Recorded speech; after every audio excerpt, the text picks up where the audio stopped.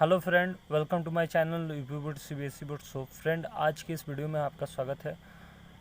इसमें हम लोग प्रश्नावली 1.3 करेंगे और इसमें जो भी करना है आपको सिद्ध करना है। तो चलिए स्टार्ट करते हैं। क्वेश्चन को कह रहा है कि सिद्ध कीजिए कि कर्णी 5 एक अपरिमेय संख्या है। देखिए इसको कैसे करेंगे। सबसे पहले आपको क्या करना होगा, क्वेश्चन नोट डाउन कर लीजिए। आपको सबसे पहले इसमें मानना होगा कि माना कर्णी 5 जो रूट में 5 है वो क्या है, परिमेय संख्या है। क्या है, परिमेय संख्या है। ठीक। अब जब कोई संख्या परिमेय होगी इसका मतलब ये होगा कि ये जो होगा P/Q के रूप में होगा। तो P/Q ना लिखकर मैं A/B लिखता हूँ कि ये A/B के रूप में है, जहाँ A और B क्या है, सहअभाज्य संख्या है। क्या, सहअभाज्य संख्या है। अच्छा एक बात बताइए, सहअभाज्य संख्या क्या होती है? जिसका मतलब एक से ज़्यादा कोई उभयनिष्ठ गुणनफल नहीं हो। क्या, एक से ज़्यादा कोई उभयनिष्ठ गुणनफल नहीं हो। फॉर एग्जाम्पल, एक एग्जाम्पल लेकर मैं समझा देता हूँ आपको। जैसे एक 13 है और एक 5 है। ठीक है। अब ये जो है 13 किससे कटेगा, 1 और 13 से कटेगा, और ये 1 और 5 से कटेगा। मतलब इसका उभयनिष्ठ क्या हुआ, केवल 1 मिल रहा है। अरे बात समझ में। तो इन सारी संख्याओं को क्या बोलते हैं, सहअभाज्य संख्या बोलते हैं। ठीक है, अरे बात समझ में। तो ये क्या हो जाएगी, एक से ज़्यादा उभयनिष्ठ गुणनखंड नहीं है, केवल एक है। तो इसको मान लिया कि ये कर्णी 5 एक अपरिमेय मतलब परिमेय संख्या है। देखिए जो भी मानते हैं इसके उल्टा मानते हैं। हमको सिद्ध करना है अपरिमेय संख्या, तो हम मानेंगे कि कर्णी 5 एक परिमेय संख्या है। ठीक है, उल्टा मानते हैं। और जब परिमेय संख्या हो गया तो ये कर्णी 5 A/B के रूप में हो जाता है, क्योंकि परिमेय संख्या क्या होती है, P/Q के रूप में होती है, जहाँ Q नॉट इक्वल टू 0 होता है। तो P/Q न लिखकर A/B लिखा मैंने, और लिखा कि A और B क्या है, सहअभाज्य संख्या है। ठीक है, अरे बस समझ में। अब देखिए A बराबर क्या हो जाएगा, यहाँ से इसका गुणा इधर कर दीजिए, तो ये क्या हो जाएगा, कर्णी 5B हो जाएगा। अरे बस समझ में। A बराबर क्या हो जाएगा, कर्णी 5B। अब देखिए दोनों पक्षों का वर्ग करने पर लिखेंगे कि दोनों पक्षों का वर्ग करने पर। अब देखिए दोनों पक्षों का वर्ग करिए तो ये A का वर्ग हो जाएगा, और इसका वर्ग करेंगे तो कर्णी 5 का वर्ग करिए, यानी कर्णी 5B का होल स्क्वायर हो जाएगा। यानी कि यहाँ से A² बराबर क्या आ गया, 5B²। ठीक है, आ रहा है बात समझ में। A² बराबर 5B²। इसका मतलब समझिए, अगर मैं देखूं B² का मान देखूं तो ये 5 चला जाएगा इधर बटे में। क्या चला जाएगा, बटे में चला जाएगा। अरे बस समझिए, कहने का मतलब ये है कि इस A² को ये 5 क्या करेगा, विभाजित कर देगा। अरे बात समझ में, आ रहा है कि नहीं समझ में। थोड़ी देर के लिए यहाँ पर देखिए तो ये B² बराबर देखा जाए तो A²/5 हो जाएगा कि नहीं। अरे बात समझ में, यानी कि इस A² को ये 5 विभाजित कर देगा। तो हम यही चीज़ लिखेंगे कि 5 जो है वो क्या है, A² को क्या करता है, विभाजित करता है। क्या करता है, विभाजित करता है। ठीक, एकदम बात क्लियर है। अच्छा, और जब ये विभाजित करता है इसके स्क्वायर को, मतलब इसके स्क्वायर को ये विभाजित करता है, तो अगर इसका स्क्वायर नहीं करूं, यानी कि केवल A रखूं, यानी कि तो भी ये क्या करेगा, 5 जो है A को विभाजित करेगा। अरे बात समझ में।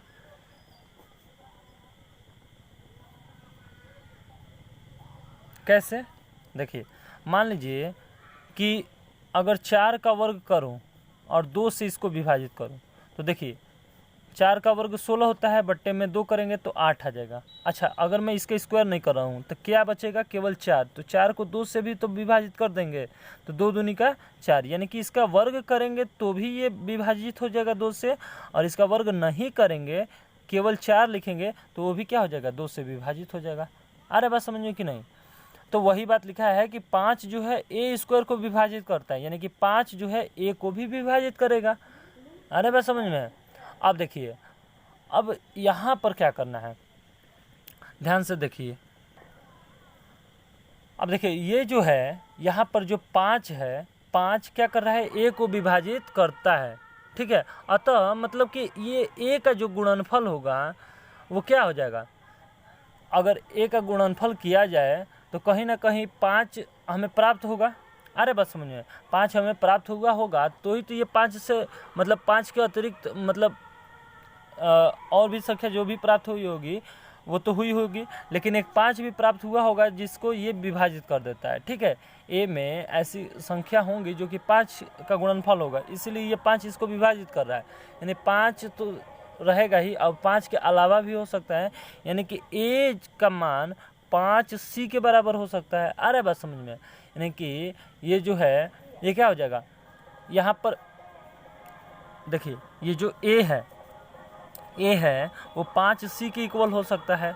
कैसे, ध्यान से देखिए, अगर मान लीजिए ये 16 है तो 16 देखिए 8 बार में कट गया, ठीक है, मतलब कि ये 2 का गुणनफल है कि नहीं, यानी कि 8 जो है 2 का गुणनफल है, यानी कि 16 देखा जाए तो एक 1 से कटेगा, एक 2 से, एक 4 से और एक 8 से, मतलब 1 के अलावा और 8 के अलावा और भी तो संख्या है 2 और 4, उसी को मैंने c मान लिया, ठीक है। अरे बात समझ में, तो यहाँ पर लिखेंगे कि c एक क्या है, धनात्मक संख्या है, ठीक है, धनात्मक संख्या है, ठीक है।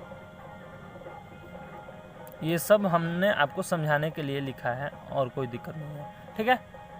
अब देखिए, तो a बराबर 5c लिख दिया। अब इसका भी दोनों पक्षों का मतलब दोनों पक्षों में मान रख दीजिए। जैसे देखिए a का मान क्या रखेंगे, a का मान आपको क्या दिया गया है, ध्यान से देखिए, आपको दिख रहा होगा यहाँ से a का मान करणी 5b है, तो यहाँ पर a के जगह पे करणी 5b रखेंगे, करणी 5b का होल स्क्वायर हो जाएगा, करणी 5b रख दीजिए, तो करणी 5b का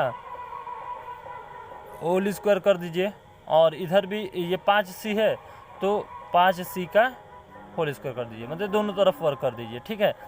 अब ये क्या हो जाएगा, 5b का वर्ग हो जाएगा, ठीक है, क्या हो जाएगा, 5b का वर्ग हो जाएगा। मतलब देखिए a के जगह पे हमने क्या रखा, करणी 5b रखा, ठीक है, a के जगह पे करणी 5b और इसके जगह पे ऐसे ही रहने दिया।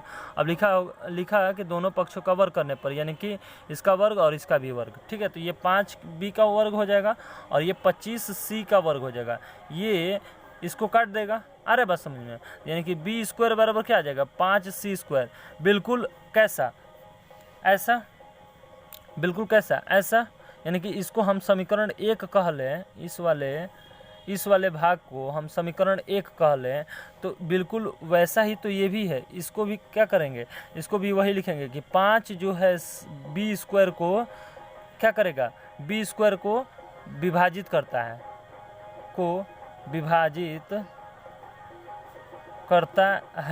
ठीक है। तो b स्क्वायर को विभाजित करता है, यानी कि 5 जो है b को भी विभाजित करेगा, ठीक है। अरे बस समझ में, अब देखिए इसको हम समीकरण नंबर 2 कह लेते हैं। अब यहाँ पर लिखते हैं कि 1 व 2 से 5, ठीक है, a और b दोनों को विभाजित करता है, अब देखिए, अतः यह क्या हो गया, विरोधाभास हो गया। विरोधाभास समझिए कैसे, विरोधाभास हमारी गलत कल्पना के कारण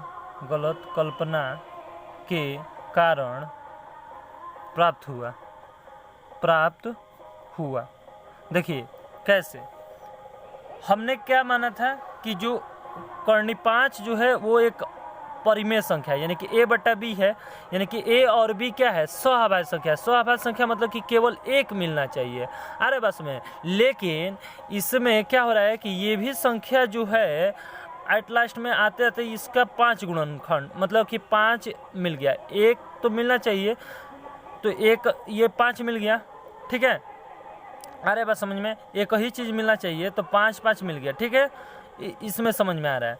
फिर यही चीज़ उल्टा हो गया है, बी स्क्वायर बराबर 5c स्क्वायर, तो इसमें भी 5 मिल रहा है, मिलना चाहिए केवल एक में, ठीक है, मतलब कि 5 5 मिल गया, ठीक है, लेकिन यहाँ पर भी तो मिल रहा है, यानी कि पहला और दूसरा दोनों समीकरण में मिल रहा है, यानी कि एक के अलावा दूसरे समीकरण में भी मिल रहा है।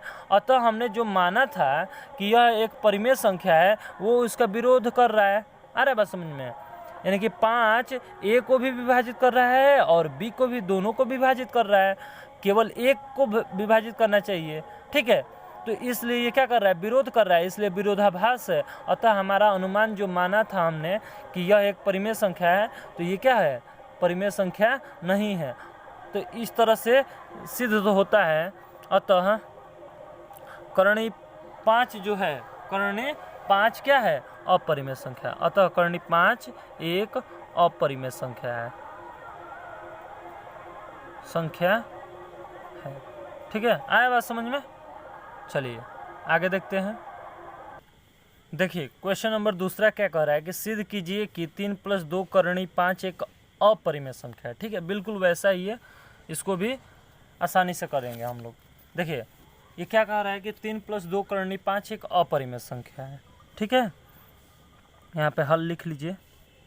देखिए 3 + 2 कर्ण 5 को आप क्या करेंगे, बिल्कुल वैसे ही मान लेंगे कि यह एक क्या है, परिमेय संख्या है, ठीक है, तो लिखेंगे कि माना 3 + 2 कर्ण 5 एक परिमेय संख्या है, ठीक है, परिमेय संख्या है। देखिए माना है हमने परिमेय संख्या, ठीक है, लेकिन ये परिमेय संख्या का नियम का उल्लंघन करेंगे तो हम लोग कह देंगे कि अपरिमेय संख्या है, ठीक है। तो जब परिमेय संख्या है तो इसको हम लोग क्या लिख सकते हैं, a/b के रूप में लिख सकते हैं। अरे बस समझ में। और a और b क्या होता है, अभी मैंने बताया कि a और b सहअभाज्य संख्या है, सहअभाज्य संख्या है, ठीक, क्या है, सहअभाज्य संख्या है। अब देखिए यहाँ पर 2 कर्ण 5 को यहीं पर रहने दीजिए और 3 को इधर लाइए, यानी कि a/b, ये प्लस में है, इधर आएगा तो माइनस में हो जाएगा, यानी कि a/b माइनस क्या हो जाएगा, 3 हो जाएगा। यानी कि देखिए 2 कर्ण 5 बराबर a/b - 3, यानी कि a - 3b/b हो जाएगा, ठीक है। अरे बस मुझे a - 3b/b हो जाएगा। यानी कि अगर हम लोग देखा जाए तो कर्ण 5 के बराबर, तो कर्ण 5 के बराबर क्या हो जाएगा, a - 3b, और ये 2 है तो बट्टे में चला आएगा, a - 3b/2b हो जाएगा। अब देखिए अब यहाँ पर आपको क्या दिखा कि ये जो है कर्ण 5 बराबर a - 3b/2b हो गया, यानी कि a और b पूर्णांक है, तो a - 3b/2b यह क्या होगा, परिमेय होगी, और कर्ण 5 क्या होगा, अपरिमेय संख्या होगा। अरे बस समझ में। तो देखिए ये यहाँ पर लिखेंगे, कि a और b, यहाँ a और b पूर्णांक संख्या है, क्या है, पूर्णांक संख्या है, ठीक है, क्या है, पूर्णांक संख्या है, तो a - 3b/2b परिमेय संख्या होगा, परिमेय संख्या है, परंतु कर्ण 5 एक अपरिमेय संख्या है, अभी हमने सिद्ध किया अपरिमेय संख्या है। अतः हमारा अनुमान क्या हुआ, अनुमान गलत साबित हुआ। क्यों, क्योंकि देखिए ये एक अपरिमेय संख्या और एक परिमेय संख्या, तो कभी भी अपरिमेय क्या होगा, परिमेय बराबर होगा परिमेय संख्या के, नहीं ना, तो इसलिए हमारा क्या होता है, अनुमान गलत साबित होता है। इसलिए क्या होगा, 3 + 2 कर्ण 5 क्या होगा, एक अपरिमेय संख्या होगा, क्या होगा, अपरिमेय संख्या होगा, क्योंकि हमने माना था कि 3 + 2 कर्ण 5 क्या है, परिमेय संख्या है, ये उसका उल्लंघन कर रहा है, यानी कि विरोधाभास है, यानी कि जो माना था हमने कि परिमेय संख्या है, तो ये उल्टा नियम लग रहा है, इसलिए परिमेय ना होकर ये क्या होगा, अपरिमेय संख्या होगा। तो इति सिद्ध, इति सिद्ध। आ रहा है बात समझ में? तो ये हमारा आंसर हो जाएगा। ठीक है।